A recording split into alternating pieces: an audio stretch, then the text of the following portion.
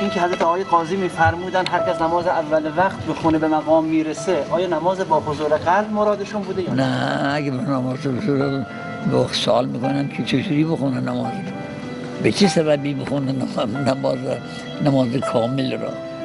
N که چیزی به دست نداد که وقتی چیزی به دست میداد که میگه مطلق نماز را کسی مقید باشد در اول وقت به نماز عالی میرسه خودش تکویناً، شیئا فشیئا، روز به روز میره بالاتر.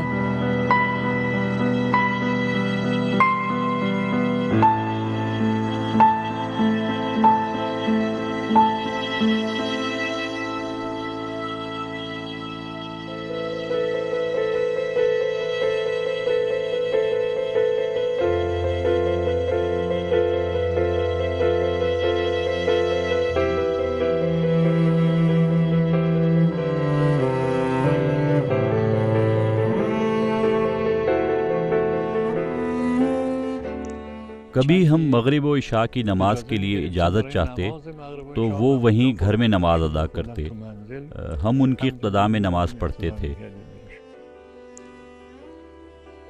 بعد میں فرمایا، بالکل صحیح الفاظ مجھے یاد نہیں ہیں، بہرحال انہوں نے اشارہ فرمایا آئندہ یہاں قریب مسجد میں نماز پڑھا کریں گے، یعنی گھر میں نہ جائیں۔ پھر انہوں نے حاج آقائے عبدو نعیمی عراقی کی وفات کے بعد فاطمیہ مسجد کی امامت کو قبول فرمایا۔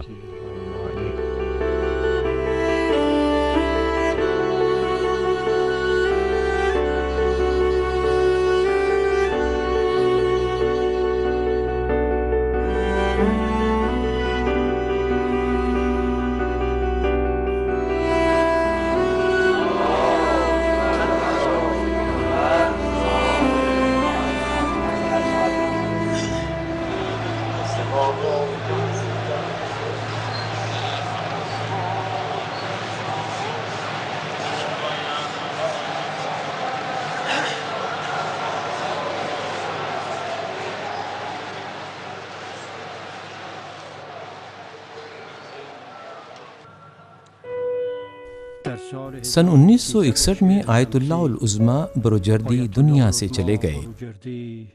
لوگوں نے ان کا بے مثال تشیع جنازہ سر انجام دے کر ان کی بے پناہ خدمات کی بنیاد پر اپنی بہت زیادہ عقیدت کا اظہار کیا۔ اس عظیم شخصیت کے جسد خاکی کو بی بی معصومہ سلام اللہ علیہا کے حرم کے جوار میں سپرد خاک کیا گیا۔ ان کے بعد حوزہ کے بڑے علماء جیسے آیت اللہ سید شہاب الدین مرشی نجفی، آیت اللہ العظمی سید محمد رضا گل پایگانی اور امام خمینی نے مرجیت کو اپنے ذمہ لے لیا۔ انہی سالوں سے لے کر سن 1963 تک، یعنی امام خمینی علیہ الرحمہ کی تحریک کے شروع ہونے تک، امام خمینی علیہ الرحمہ اور آیت اللہ بہجت کے درمیان دوستی اور گہرا رابطہ تھا۔ دونوں کے نظریات ایک ہی جیسے تھے۔ ولایت فقیہ کے ایک حصہ کو ہم نے انہی کے پاس پڑھا ہے۔ مکاسب کے دروس میں جب آخر مکاسب کی بحث پر پہنچے اور وہ تمام ہو گئی، سن 40 یا اس کے آس پاس کا دور ختم ہوا، تو انہوں نے باب خراج مکاسبہ کے آخر میں یہ بحث شروع کی کہ امام زمانہ کی غیبت کبریٰ کے دور میں ضروری ہے کہ علماء میں سے کوئی امام کی جگہ بیٹھے اور تمام وہ کام جو امام علیہ السلام کے ذمہ ہوتے ہیں انہیں انجام دے۔ یہ وہی باتیں ہیں جو رہبر امام خمینی رحمۃ اللہ علیہ فرمایا کرتے تھے۔ چند مرتبہ امام خمینی نے فرمایا، ولایت کبریٰ کے علاوہ امام معصوم کے تمام اختیارات و ذمہ داریاں ولی فقیہ کے پاس ہوتی ہیں۔ مرحوم آیت اللہ العظمی گل پایگانی رضوان اللہ علیہ کے دور میں مدرسہ فیضیہ کا واقعہ اور مدرسہ فیضیہ پر کمانڈوز کا حملہ، جس میں طالب علموں کے ساتھ بہت ظلم ہوا۔ بعض طالب علموں کو مدرسے کی چھت سے نیچے نالے میں یا مدرسے کے صحن میں پھینک دیا گیا۔ آیت اللہ بہجت نے بہت افسوس کا اظہار کرتے ہوئے، حساسیت کا احساس دلاتے ہوئے تاکید کی کہ کوشش کریں ان واقعات کو محفوظ کر لیں، لکھ لیں۔ آقا بہجت امام خمینی کی تائید کرنے والوں میں سے تھے۔ وہ بعض دوسرے افراد کی طرح جو حضرت امام خمینی کی مخالفت کر رہے تھے مخالفت کر سکتے تھے، لیکن ان کی تشخیص اور فیصلہ یہ تھا کہ امام خمینی اسلام کی ذات میں فنا ہو چکے ہیں۔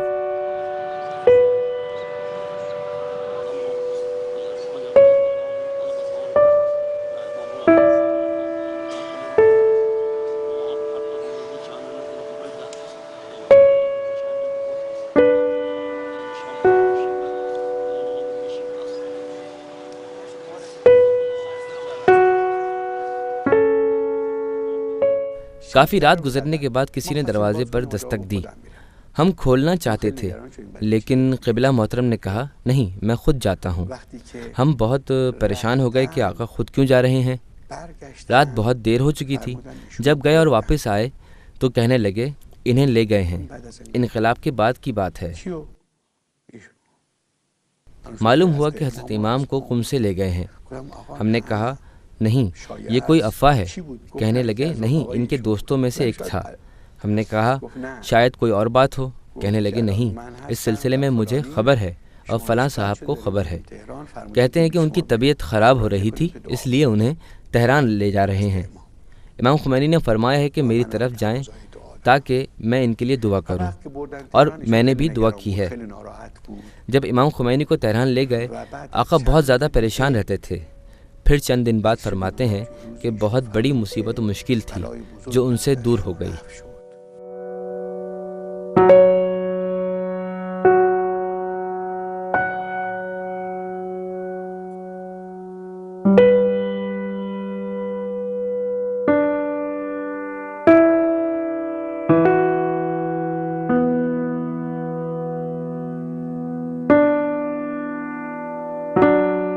اس بارے میں میری رائے یہ ہے کہ آیت اللہ مشکینی رضوان اللہ علیہ جو مجلس خبرگان کے سربراہ تھے، وہ فرماتے ہیں کہ ہم امام خمینی رحمۃ اللہ علیہ کی خدمت میں تھے۔ شاید انہوں نے کئی مرتبہ کہا ہم نے امام سے اخلاقی مسائل بیان کیے اور اس قسم کے مسائل میں رہنمائی کے لیے پوچھا کہ کس کی طرف رجوع کریں۔ وہ فرماتے تھے کہ آقا بہجت کی طرف رجوع کریں۔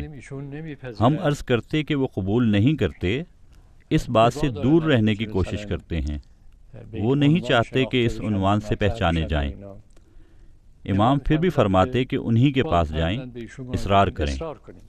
امام خمینی نے فرمایا تھا کہ توحید افعالی میں آقا بہجت بے مثال ہیں۔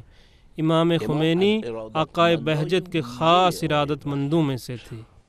بلا واسطہ میں نے یہ بات آغا مصطفیٰ سے سنی ہے کہ بقول امام کے آقا بہجت بہت بلند و بالا مقام کے حامل تھے، حتیٰ کہ میرے ذہن میں یہ بھی ہے کہ وہ موت اختیاری رکھتے ہیں۔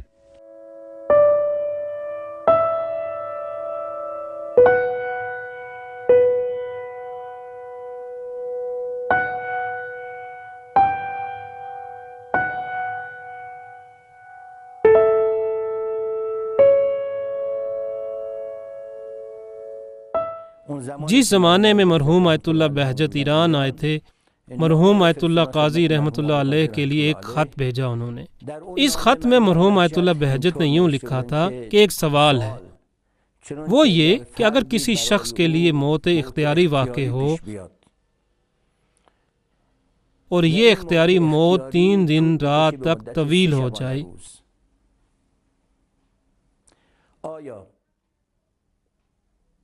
ان 3 دنوں میں جو نمازیں اس سے چھوٹ گئی ہیں کیا ان کی قضا ہے یا نہیں؟ مرحوم آقا قاضی رحمۃ اللہ تعالی علیہ نے فرمایا کہ یہ واقعہ خود انہی سے یعنی آیت اللہ بہجت سے متعلق ہے۔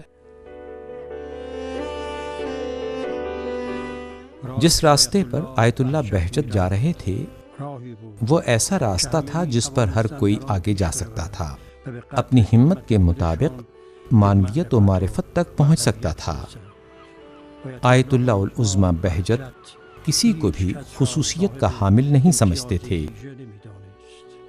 وہ اپنی علمی و اخلاقی ہدایات کو ہر ایک کے لیے کہتے تھے۔ لوگوں کو سب سے زیادہ اہل بیت علیہم السلام سے محبت کرنے اور ان کے احکام پر عمل کرنے کی ہدایت کیا کرتے تھے۔ خضرہ کیا ہے؟ اہل بیت ہیں، وہ اولیاء اللہ جو اہل بیت کے چشمے سے خود کو سیراب کرتے ہیں، وہ واسطہ ہیں۔ ہم کہاں جوڑتے ہیں؟ کل اناس الی مشربهم یا به امامهم ہر دو هست۔ دونوں ہے، ہمیں ان کے ساتھ جوڑتے ہیں۔ راستہ ہیں، ندی ہیں جو معرف اہل بیت کے سمندر تک پہنچاتے ہیں۔ جو پانی ندی و نہر کے ہمراہ نہ چلے تو وہ مٹی میں جذب ہو جاتا ہے لیکن دریا تک نہیں پہنچتا۔ بارش کا قطرہ جو آسمان سے زمین پر گرتا ہے اگر چاہتا ہے کہ دریا سے متصل ہو جائے تو اسے ندی کے ہمراہ چلنا ہوگا۔ آیت اللہ بہجت فرماتے ہیں کہ اہل بیت خزائن علوم ہیں، خزائن الہی ہیں، ہمارے پاس کیوں آتے ہو؟ ہم سوائے گدا کے کچھ نہیں۔ ہم تو خود روزانہ رات میں گدائی کا کشکول اٹھائے اہل بیت کے دروازے پر جاتے ہیں۔ مولا امیر المومنین علیہ السلام فرماتے ہیں، نحن اہل بیت ابواب الحکم و ضیاء الامر، یہ حکمت الہی کے دروازے ہیں، لہٰذا مولا اہل بیت کی طرف رجوع کرنے کا اشارہ کر رہے ہیں اور خود کو ایک واسطے سے زیادہ نہیں سمجھتے۔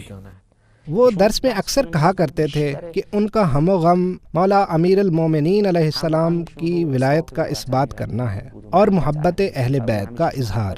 فرماتے تھے ہر چیز محبت اہل بیت میں موجود ہے، ہم جس قدر نقصان اٹھا رہے ہیں اہل بیت سے دوری کی وجہ سے ایسا ہے۔ وہ کبھی دلائل کے ساتھ بحث کرتے کہ واقعاً حق علی کے ساتھ تھا، بطور نمونہ واقعات بیان کرتے۔ مثلاً کئی ایک واقعات کو ابن ابی الحدید کی شرح نہج البلاغہ سے بیان کرتے کہ یہ ان کی کتابوں میں ہے یا دوسری جگہوں پر بھی ہے۔ ہم کہتے کہ ہمیں تو اس بات میں کوئی شک نہیں، پھر کیوں ہمارے لیے ان باتوں کو ذکر کر رہے ہیں؟ آج ہمیں معلوم ہوا ہے کہ وہ پیش بینی کر رہے تھے کہ آئندہ انہی مسائل کی ضرورت ہوگی، لوگ شک کریں گے۔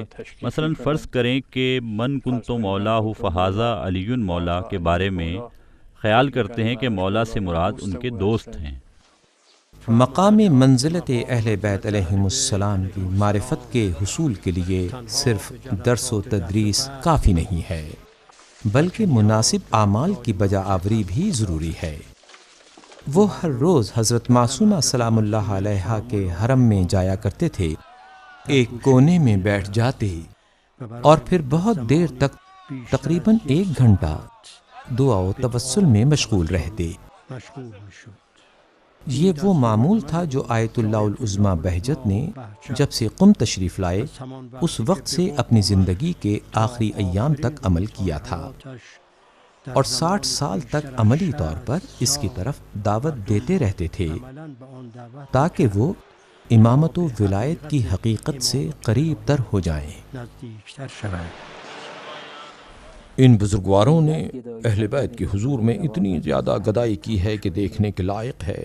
حقیقت میں انسان کو چاہیے کہ کشکول گدائی کو اٹھا لے اور اہل بیت کے پاس چلا جائے۔ حضرات ائمہ علیہم السلام و امام زدگان اور بی بی فاطمہ معصومہ قم کے حوالے سے ان کا ادب غیر معمولی تھا۔ مسجد فاطمیہ میں نماز فجر ادا کرنے اور پھر مختصر وقت میں لوگوں کے مسائل سننے کے بعد وہ حضرت معصومہ سلام اللہ علیہا کی زیارت کے لیے چلے جاتے۔ وہاں ہماری طرح صرف 5-10 منٹ زیارت نہیں پڑھتے تھے، بلکہ پابندی کے ساتھ 1 گھنٹہ یا اس سے زیادہ وہ زیارات پڑھتے جو حضرت سامن الائمہ امام رضا سلام اللہ علیہ کے حرم میں پڑھی جاتی ہیں۔ جب وہاں جایا کرتے تو اگر یہاں 1 گھنٹہ یا کچھ زیادہ ٹھہرتے تو وہاں 2 گھنٹے یا کچھ زیادہ ٹھہرتے تھے۔ جب تک ہمت ہوتی کھڑے رہتے، پھر بیٹھ جاتے اور ان اعمال کو انجام دیتے۔ میں صبح حرم گیا کیونکہ میں جانتا تھا کہ وہ صبح کے وقت حرم میں ہوں گے۔ میں نے سوچا برکت والی جگہ بھی ہے اور قبلہ محترم سے درخواست بھی کروں گا کہ میرے لیے دعا فرمائیں۔ میں حرم پہنچا، دیکھا کہ وہ حرم میں ذریع مبارک کے غربی حصہ میں جہاں ایک چھوٹی سی جگہ ہے وہاں گردن ایک طرف جھکائے کھڑے ہیں اور دعا پڑھ رہے ہیں۔ میں گیا اور ان کے پیچھے کھڑا ہو گیا تاکہ جب وہ پیچھے پلٹیں تو مجھے دیکھ لیں۔ تقریباً 20 منٹ تک میں ان کے پیچھے کھڑا رہا۔ میں خود بھی بیمار تھا، لیکن میں نے دیکھا کہ وہ اسی حالت میں گردن کو ایک طرف جھکائے آہستہ آہستہ زمزمہ کر رہے ہیں۔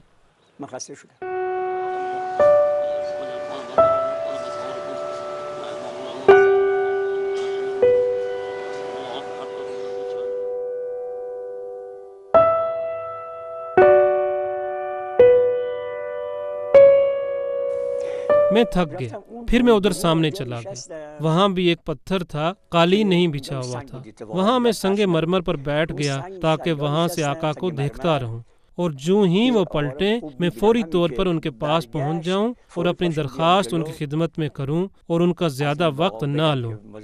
تقریباً 20 منٹ تک وہاں پتھر پر بیٹھا انتظار کرتا رہا۔ میں نے دیکھا کہ قبلہ محترم کا دعا ختم کرنے کا کوئی پروگرام نہیں ہے، وہیں کھڑے دعا میں مشغول ہیں۔ اور عجیب یہ تھا کہ میں نے نہیں دیکھا کہ حتیٰ انہوں نے گردن کو ایک طرف سے دوسری طرف کیا ہو۔ جس طرف گردن جھکی ہوئی تھی تقریباً 40 منٹ تک اسی طرف گردن جھکائے حرم کی زری سے باتیں کر رہے تھے۔ سب افراد نے دیکھا ہے کہ وہ جب بھی حرم جاتے تو کبھی آدھا گھنٹہ، 1 گھنٹہ یا کبھی کچھ زیادہ یا کم کسی دعا و زیارت یا ذکر میں مشغول رہتے تھے، اور بالکل ادھر ادھر ذرا سا بھی متوجہ ہوئے بغیر مشغول رہتے تھے۔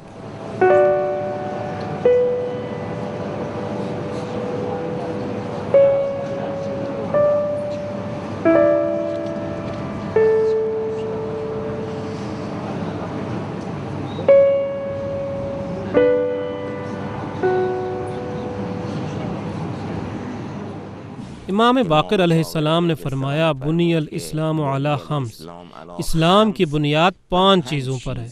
5ویں چیز کے بارے میں فرمایا کہ ولایت ہے، ولایت ائمہ معصومین، وما نودی بشیء کما نودی بالولایہ، اور کسی بھی چیز پر ولایت سے زیادہ زور نہیں دیا گیا۔ معمولاً عرفا معنوی ولایت تک پہنچتے ہیں،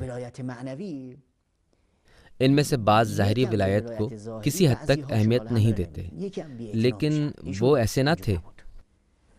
ولایت کمال معرفت ہے، بہت اہم نکتہ ہے۔ یعنی آپ توجہ کریں کہ جتنے بھی افراد نے اس وادی میں قدم رکھا ہے اور سچائی کے ساتھ سفر طے کیا ہے، وہ اس حقیقت تک پہنچے ہیں۔ اگر کوئی توحید کو نہ جانتا ہو، حقیقت میں اس نے دین کو پہچانا ہی نہیں، اور اگر کسی کو ولایت کی پہچان نہیں ہوئی تو وہ توحید کو بھی صحیح نہیں جان سکا۔ آپ دیکھیں کہ بہت سے عرفاء فقہی مذہب کے حوالے سے اور کلامی مشرب کے اعتبار سے معتزلی ہیں یا حنفی ہیں یا شافعی ہیں، لیکن عرفان و معنویت میں ولایت کے سلسلے تک پہنچتے ہیں۔ کیوں؟ اس کا راز یہی ہے کہ کمال معرفت و عرفان کیا ہے؟ ولایت ہے۔ سوال کردن ابن حنبل افضل صحابه کیه؟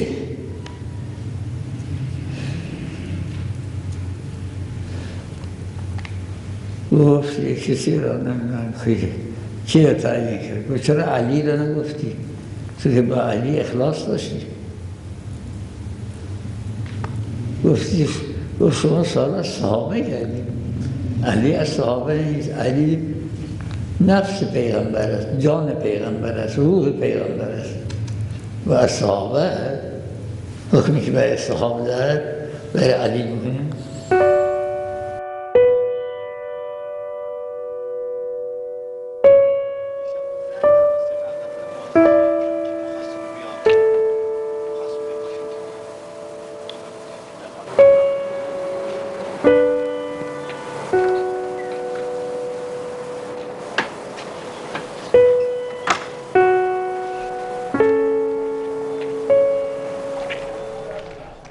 ولایت توحید کے معنی کا جوہر و باطن ہے، اور ائمہ علیہم السلام اس باطن کا مظہر ہیں۔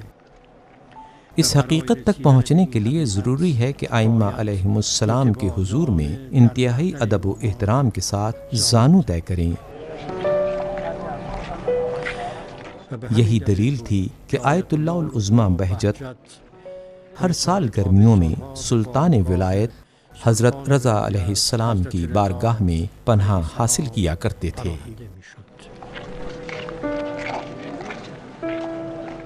ولایت علی ابن ابی طالب حصنی و من دخل حصنی امن من عذابی. کیا علی ابن ابی طالب کی ولایت لا الہ الا اللہ کا کلمہ ہے؟ یعنی یہ توحید ہے. یعنی کلمہ تو لا الہ الا اللہ حسنی ایک طرف کہا ہے، جبکہ دوسری طرف یہ کہا کہ ولایت علی ابن ابی طالب حسنی. یہ حدیث قدسی ہے، لیکن بالکل اسی معنی میں ایک حدیث نبوی بھی ہے کہ پیغمبر نے فرمایا انی لارجو من ولایت علی ابن ابی طالب کما ارجو من لا الہ الا اللہ. یہ حدیث خود پیغمبر اکرم صلی اللہ علیہ وآلہ وسلم سے ہے کہ میں وہی امید جو لا الہ الا اللہ سے رکھتا ہوں وہی ولایت علی ابن ابی طالب سے بھی رکھتا ہوں. یہ کوئی ایسی بات نہیں ہے کہ صرف ہمارے شیعہ علماء کہتے ہوں، بلکہ تمام علماء و بزرگان ایسا کہتے ہیں. مثلا محی الدین نے بھی یہ بات کی ہے، تمام شیعہ عرفاء نے کہا ہے. خصوصاً محی الدین نے فتوحات میں ایک جملہ لکھا ہے کہ معراج میں جبرائیل بھی پیغمبر اکرم کے ساتھ ہمراہی نہیں کر سکتا تھا. کہا جبرائیل سے آؤ آگے بڑھو، تو اس نے کہا جائیں آپ جائیں، میں اس میدان کا آدمی نہیں ہوں. اس کے بعد ایک آواز سنتا ہے اور دیکھتا ہے کہ مولا امیر المومنین حضور پاک کے ہمراہ ہیں. یہ وہ مقام ہے جو علی فرماتے ہیں کہ کنت مع الانبیاء سرا و معک بالجہر والسر. میں تمام انبیاء کے ساتھ مخفی طور پر ہمراہ رہا ہوں، لیکن آپ کے ساتھ ظاہر میں اور مخفی طور پر ہوں.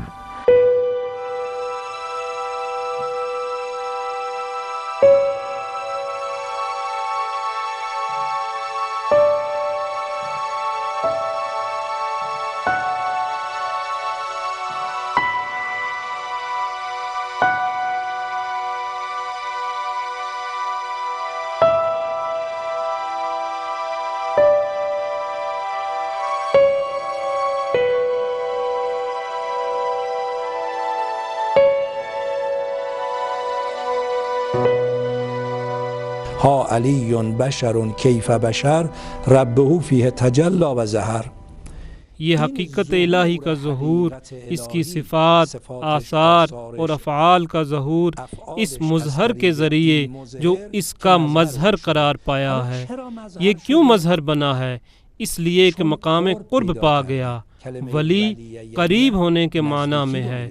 بہترین قرب کے بارے میں قرآن فرماتا ہے کہ پیغمبر کے لیے ہے. اس مقام پیغمبر کے بارے میں قرآن فرماتا ہے فتدلی فکان قاب قوسین. اگر اس قرب کو حاصل کر لے کہ جو کہ عالی ترین رتبہ ہے تو وہ مقام ولایت کا حامل ہو جائے گا. ہزاروں اسباب ایک دوسرے سے ملتے ہیں، خدا انہیں واسطہ قرار دیتا ہے، ایسے جیسے آئینے کے سامنے آئینہ، مظہر کے برابر میں مظہر، یہاں تک کہ مجھ تک پہنچ جائے. وہ سب سے پہلا واسطہ جو ان سب کو رکھتا ہے وہ کون ہے؟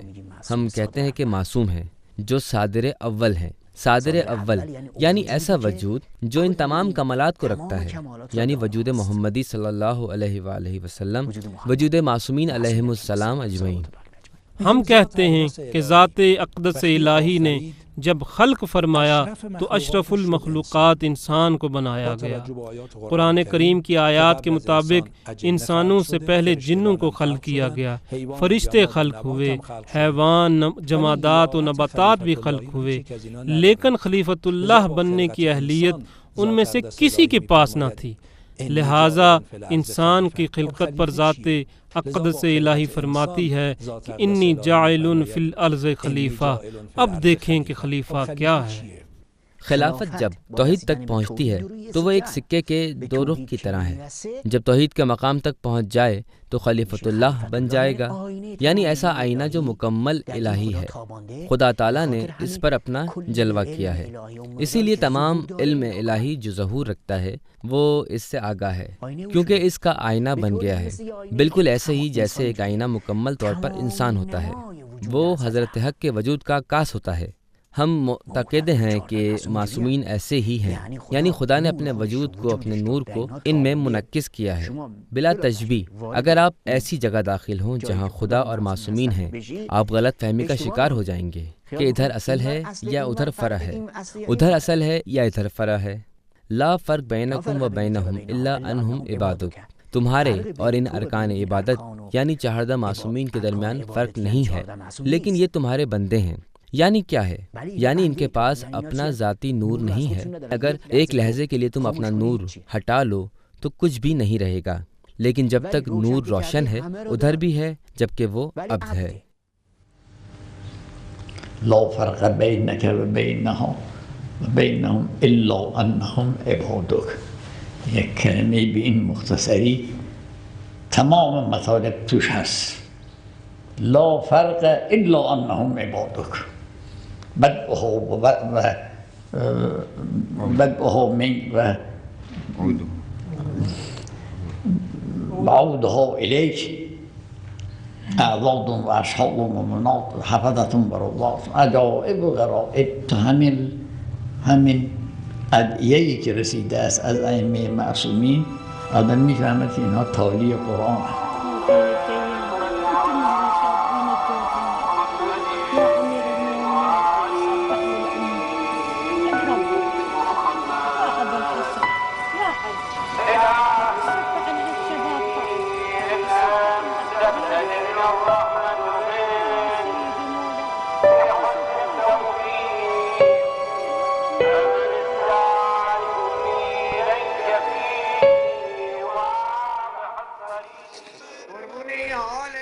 مشہد ہو یا قم، ہمیشہ وہ ہر جمعے کو مجلس پڑھا کرتے تھے۔ یہ وہ تاکید تھی جو ان کے نجفی اساتید سید علی قاضی و شیخ محمد حسین غروی نے کی تھی۔ حتیٰ ان دنوں میں بھی جب انہیں کوئی نہیں جانتا تھا، اسی چھوٹے سے گھر میں اپنے چند ایک شاگردوں کے ہمراہ جو انہیں پہچانتے تھے مجلس عزا برپا کیا کرتے تھے۔ اہل بیت علیہم السلام کی مصیبت کے ساتھ آنسو بہایا کرتے تھے۔ جب بڑھاپے کی وجہ سے بہت زیادہ ضعف ہو گیا تھا تو کبھی اول وقت میں نماز کے لیے نہیں آ سکتے تھے، اور کبھی وضو کرتے ہوئے اول وقت میں تاخیر ہو جایا کرتی تھی۔ ان کا وضو طویل ہوا کرتا تھا، لیکن مجلس عزا کو اپنی زندگی کے آخری دن تک بھی ترک نہ کیا تھا۔ ہم سب جانتے ہیں کہ وہ ذکر اہل بیت پر بہت زیادہ پابند تھے۔ ان کی ایک خواہش یہ تھی کہ ہمیشہ ان مجالس کو برپا کرنے والے ہوں۔ کیوں؟ اس لیے کہ وہ اعتقاد رکھتے تھے کہ اگر امام حسین علیہ السلام کے لیے خالصانہ آنسو بہایا جائے تو وہ دل کی آنکھیں کھول دیتا ہے۔ وہ فرمایا کرتے تھے کہ بزرگ علماء میں سے مرحوم شفتی نماز فجر کو اذان فجر کے فوراً بعد پڑھ لیتے تھے۔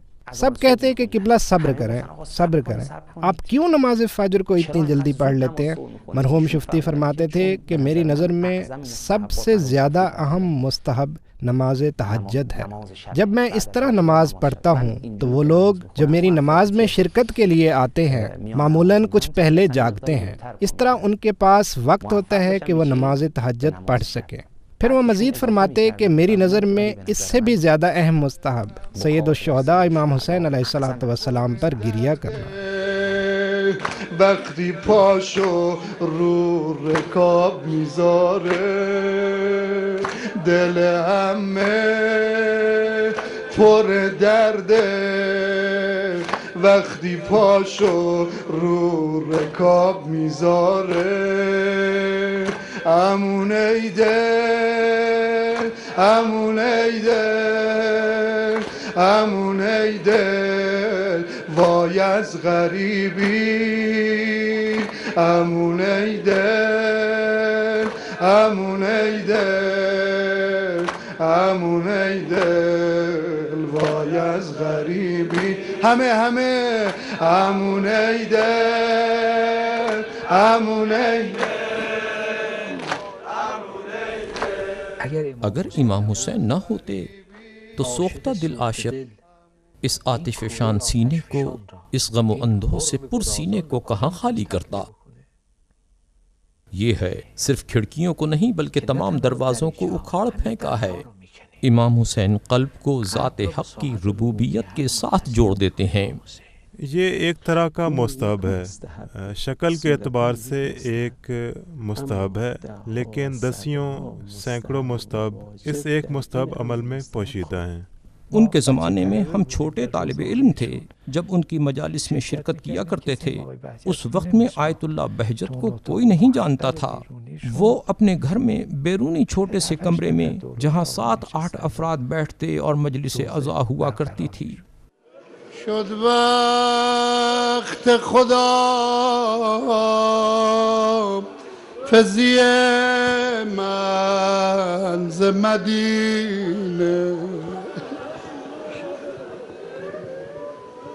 شد وقت خدا فضی منز مدینه آسوده شدم از غم میخو در و سینه مادر مرو مادر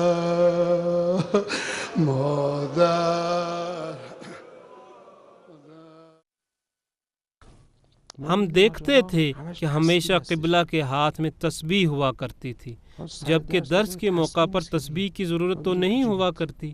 کسی کو چاہیے کہ اسے اپنی جیب میں رکھے، وہ تسبیح کو یوں رکھتے تھے، اس لیے کہ انہوں نے گھر میں جو زیارت عاشورہ پڑھی تھی اور اس کی لعنت راستے میں کہہ رہے تھے، اور وہ اس حد تک لعنت پڑھنے میں کامیاب ہوئے تھے کہ کسی نے سوال کیا اور انہوں نے جواب کی خاطر اس سلسلے کو یہیں روک دیا تاکہ بقیہ لعنت کو بعد میں کہیں۔ اس کے علاوہ ہمیں سمجھا رہے ہوتے تھے کہ تسبیح آپ کے ہاتھ میں رہے تاکہ ذکر کرتے رہیں۔ آیت اللہ بہجت کی شخصیت کچھ یوں تھی کہ اس جملے کا مصداق تھے، ان کا پورا وجود ہی ذکر تھا۔ جعل الذکر جلاء للقلوب، خود فرماتے تھے کہ میری نظر میں ذکر صلوات تمام اذکار سے بلندتر ہے۔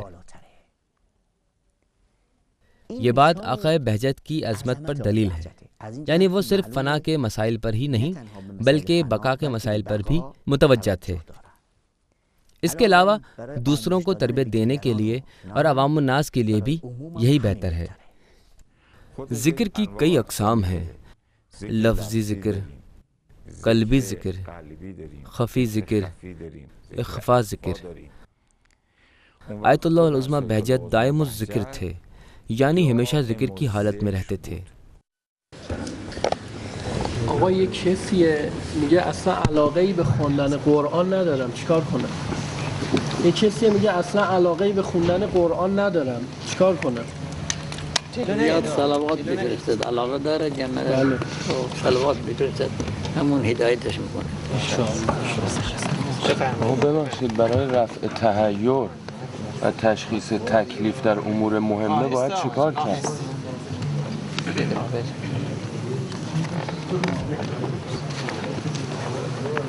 صلوات زیاد بفرستن، در طرق مختلفه که تحیر دارن استخاره بکن.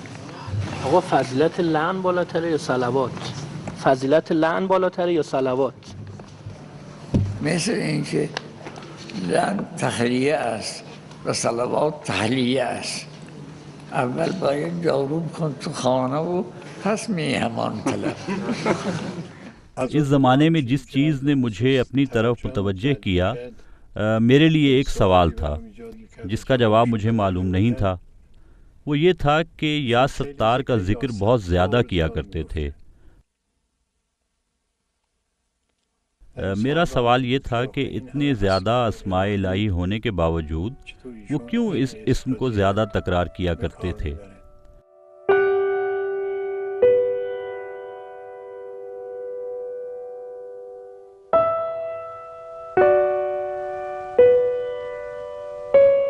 ایسی چیزوں کو وہ دیکھا کرتے تھے کہ ہم نہیں دیکھتے تھے، ایسی آوازیں سنا کرتے تھے کہ ہم نہیں سنا کرتے تھے۔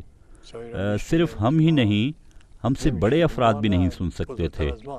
یہ اس لیے تھا کہ کہیں دوسرے افراد کی وجہ سے ان کا رابطہ ختم نہ ہو جائے اور توجہ کم نہ ہو جائے۔ وہ یا ستار کہا کرتے تھے تاکہ خدائے متعال ایسی باتوں پر پردہ ڈال دے اور وہ نہ دیکھ سکیں۔ یا ستار یا اللہ نصیحتاشو نوشتن آقا نصیحت نکنید آقا نصیحت نکنید الله برامون دعا کن الله برضا مع العافیه عشق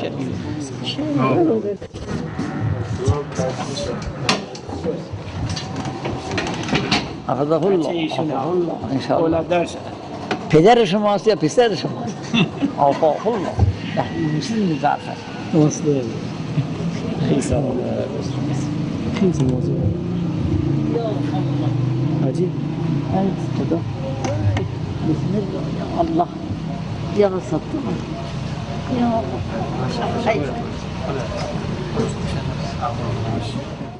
ایک مسکین شخص حرم کے پاس کھڑا ہوا کرتا تھا.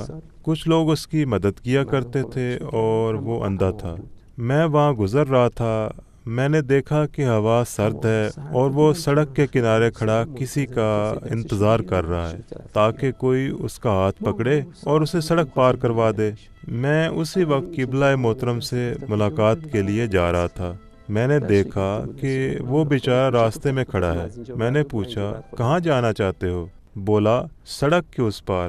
میں نے اس کا ہاتھ پکڑا اور سڑک پار ایک گلی تک گیا. میں نے پوچھا یہاں سے آگے کہاں جانا ہے؟ بولا یہاں سے آگے میں خود چلا جاؤں گا, مجھے راستہ معلوم ہے. میں وہاں سے قبلہ محترم کی ملاقات کے لیے چلا گیا. پہنچا, بیٹھا اور سلام کے بعد حال احوال دریافت کیا. پھر میں نے پوچھا آقا وہ بات جو آپ فرماتے ہیں کہ انسان کبھی بھی خدا کے حضور میں غافل نہ رہے, مسلسل متوجہ رہے, بعض اوقات ایسا کرنا ممکن نہیں ہے, اس لیے کہ انسان کبھی کوئی کام کرنا چاہتا ہے, درس پڑھنا چاہتا ہے, توجہ کرتا ہے کہ استاد کیا کہنا چاہتا ہے, یا کسی کو سبق پڑھانا چاہتا ہے, یا کچھ اور کرنا چاہتا ہے. یہ سب اس بات کے منافی ہے جو آپ نے فرمایا ہے کہ ہر وقت. آقا نے فرمایا بالکل منافی نہیں ہے. یہ ایسا ہی ہے کہ انسان کسی اندھے کا ہاتھ پکڑے اور اسے سڑک کے ایک طرف سے دوسری طرف لے جائے. یہ ہے عملی ذکر, یہ کام عملی ذکر ہیں.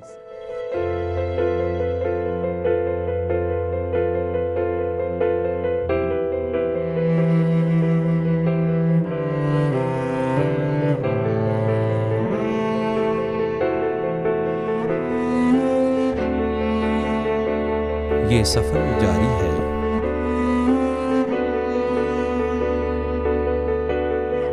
اس پر سلام جس دن وہ دنیا میں آیا اور جس دن وہ مر جائے گا, پھر جس دن اسے اٹھایا جائے گا. سورہ مریم آیہ مبارکہ 15.